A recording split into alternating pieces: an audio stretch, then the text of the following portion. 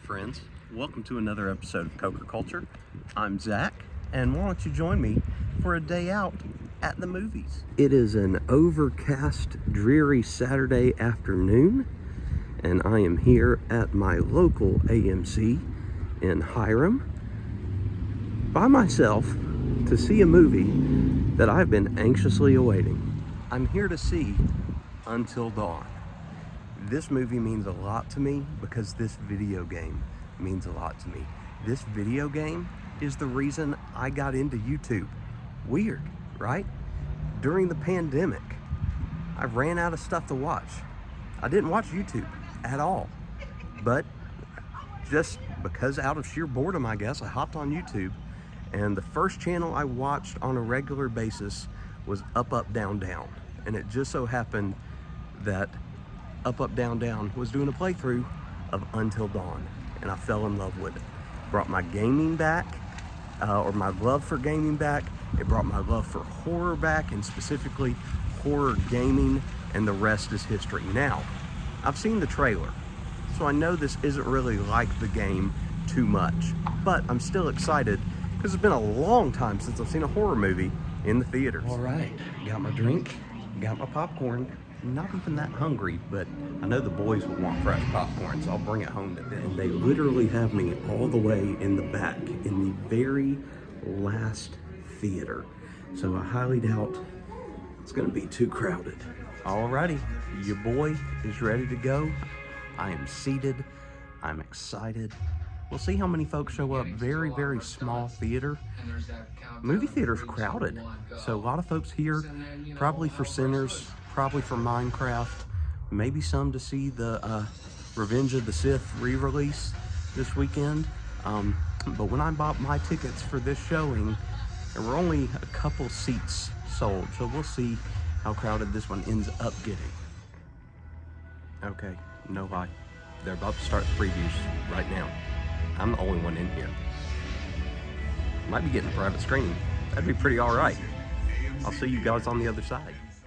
All right, let's talk about Until Dawn, because it's been a couple days and I've been able to let this movie process and sit with it for some time. Let me just start off by saying, I really enjoyed this movie. Immensely enjoyed this movie. I can't remember if I said it or not. When I initially saw the previews, the very first preview for Until Dawn, I was mad. I was like literally steaming mad because it wasn't Until Dawn. It wasn't the story. I even told, I think I was Ascalon I talked with, and I said I would have been perfectly fine had they called this like a Dark Pictures anthology series movie, because that's kind of in the same vein and universe as Until Dawn.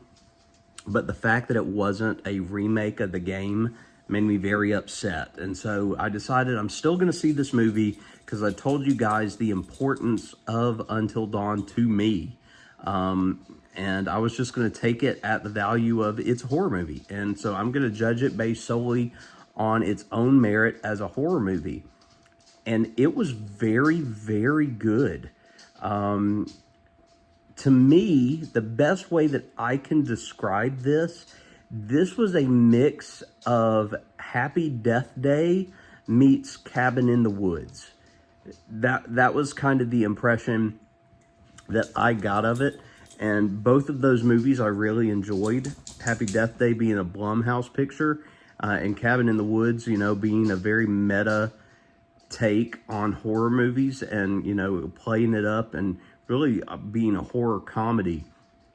And I won't put this in the category of a horror comedy, although it does have its humorous elements, and the characters themselves are able to kind of laugh at the predicament they're in, and treat it the way it is. But it was very good. It had a good cast, a cast of folks that I wasn't all too familiar with. The main character, whose name in the movie was Clover, and I'm blanking on her actual name, unfortunately, but I know that she was in the movie Anora, which I haven't seen, but I know got great reviews. She was great. Clover was great. To me, the character that really kind of stole the show was Nina. Every scene that Nina was in, she just stole it. She was incredible. Odessa Azion, I believe, is the actress's name. She was the only one of the main core cast that I knew. She was in Ghosts on TV show, the comedy TV show Ghosts, and I love Ghosts. And we've watched that for a long time, so I did recognize her from that. And then Peter Stormare is in the cast, and Peter Stormare is really the only actor that ties over to the game, because he plays Dr. Hill in the game. He plays the owner and proprietor of the local small town like convenience store near the beginning. And if I tell you any more than that, I'd give spoilers. So I don't want to give spoilers because I really hope people will go and see this movie. There is a great nod to the game at the end of the movie. So, and there's no after credit scene, so you don't have to stick around for that. But if you wait till the end, for those of you that love the game like I did, there's a nod at the end and you'll appreciate it. There are a couple other tie-ins to the game itself that you'll appreciate that the previews didn't give away. I hope that this is the first in a couple movies. I would very much like to see a few more movies on this. The only character I did not really care for of the main cast was Max. And he was, if you had to pick, he was like the main male character. He was just hard to sympathize with. I didn't really like him. Didn't really like the performance of the actor that played him. But I thought everybody else did a great job. Also want to give a huge shout out to the director, David Sandberg, who did a great job. He was not a name that I was real familiar with as far as his work, but then when I went and looked at it, I've seen a lot of stuff that he's directed and I really enjoyed. Probably his most famous work was Lights Out, the horror movie from about a decade ago. Very, very good. And then he also directed both Shazam movies, to talk about way out in the genre, but Shazam and Shazam Fury of the Gods, which Chad loved both of those. He was big on Shazam, so I've seen those a few times. So big fan of his work, and he did a great, great job here.